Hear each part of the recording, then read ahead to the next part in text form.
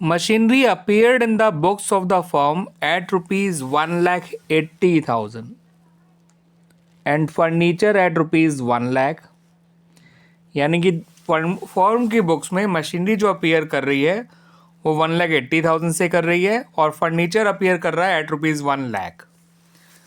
जब रिवॉल्यूशन किया गया तो ये पता चला कि जो मशीनरी है वो ओवर वैल्यूड है बाय 20%।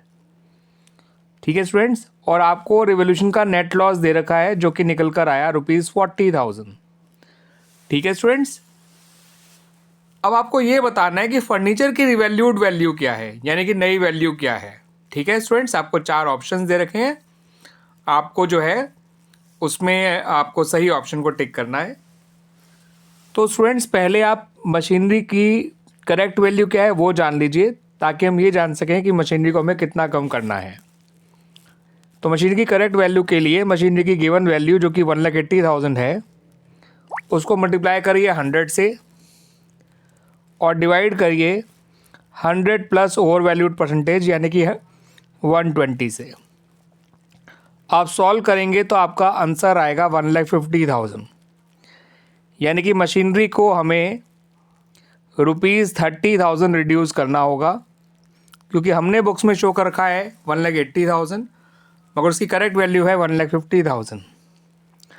ठीक है स्टूडेंट्स, अब ज़रा रिवॉल्यूशन अकाउंट देख लीजिए। मशीनरी क्योंकि कम हो रही है तो उसको 30,000 यहाँ लिखिए, और जो रिवॉल्यूशन लॉस होता है जो पार्टनर में बांटा जाता है वो यहाँ लिखा जाता है क्रेडिट साइड में। आप खुद देखिए फर्नीचर की वैल्यू भी कम ही हुई होगी। ठीक है स्टूडेंट्स, क्योंकि लॉस तो 40 का है, मशीन का लॉस तो 30 है, तो टोटल लॉस तो 40 है, तो फर्नीचर में भी लॉस ही हुआ होगा। कितना लॉस हुआ होगा?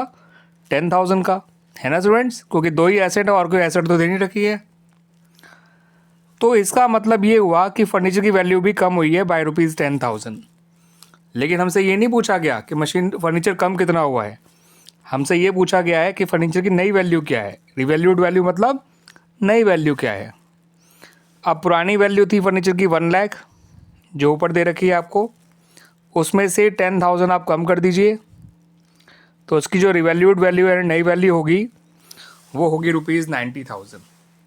क्लियर स्टूडेंट्स, आगे समझ में? और हाँ स्टूडेंट्स, ये आंसर जो है आपका ऑप्शन नंबर बी में दे रखा है, तो option number B is the right answer.